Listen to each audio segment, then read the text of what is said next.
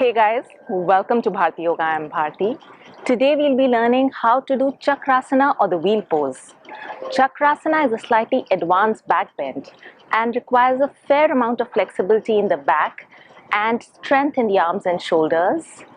So today we'll be learning yoga asanas that you can do to work your way towards a Chakrasana. Once you're ready, let's hop onto the mat and get going.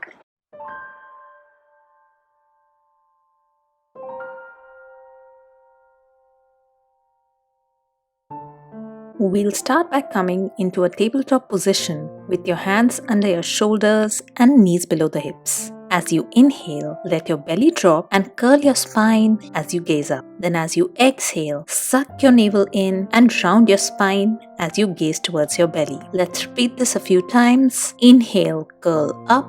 Exhale, round the back. Again, inhale, curl up. Exhale, round the back and feel the shoulder blades widening. Let's do 2 more.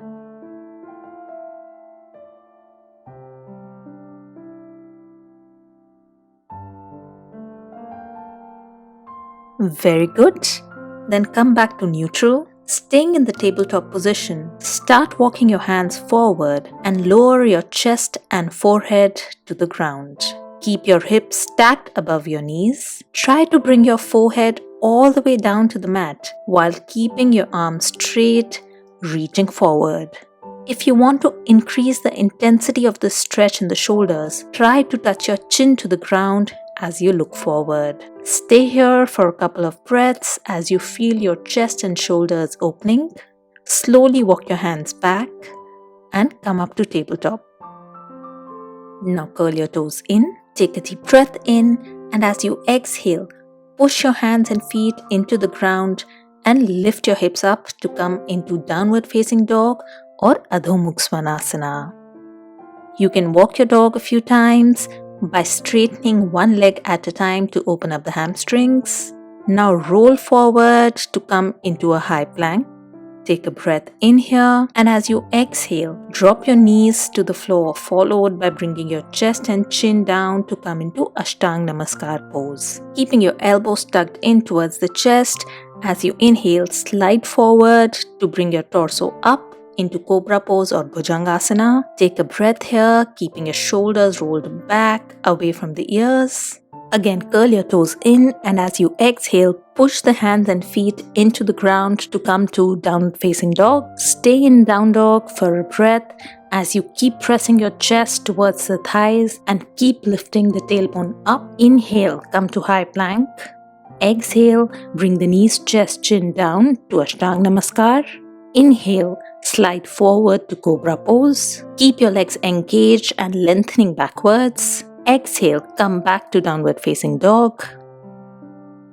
Inhale, come back to plank. Exhale, knee, chest, chin. Inhale, slide forward to Cobra. Take a breath here, then slowly come back down and rest.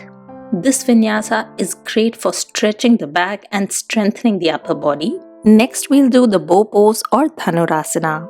Bend your knees, stretch the arms back and hold the left ankle with the left hand and the right ankle with the right hand. Take a breath in, and as you exhale, pull the legs up by raising the knees and simultaneously lifting the chest off the floor. Maintain the pose and breathe normally. Then slowly release the ankles, straighten the legs and bring the head to the floor and relax. We'll do this once more. Grab the ankles with the hands. Take a deep breath in, and as you exhale, come to Dhanurasana. This time, try to go a bit higher while keeping your knees as close as possible. This asana also helps in bringing flexibility to the spine and toning the abdominal organs. Slowly release and come back down. Next, we'll do Ushtrasana or the camel pose. Kneel on the mat. Keep your knees and feet shoulder distance apart. Rest the palms on your back just above the hips. Take a deep breath in, and as you exhale, drop your head back, curve the spine, and press the hips forward. Stay here for a breath, and then slowly come back.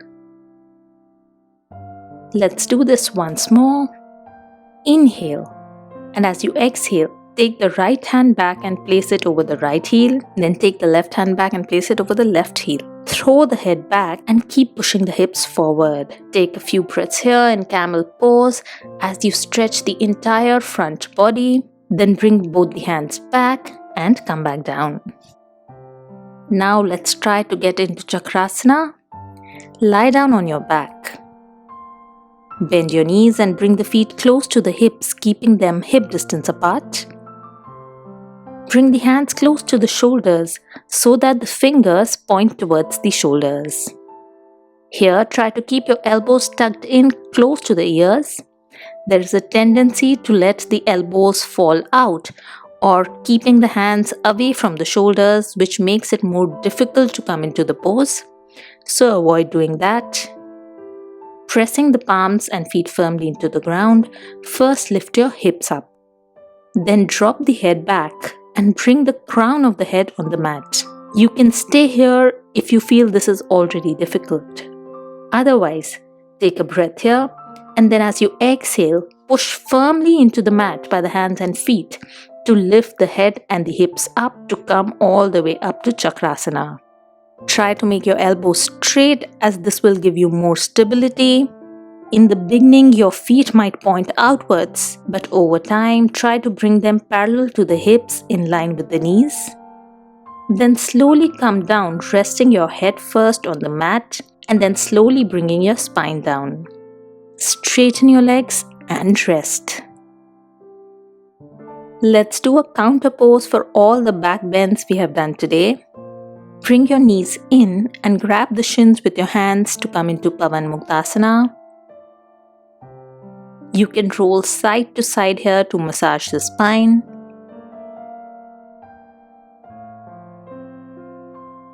Then straighten both the legs.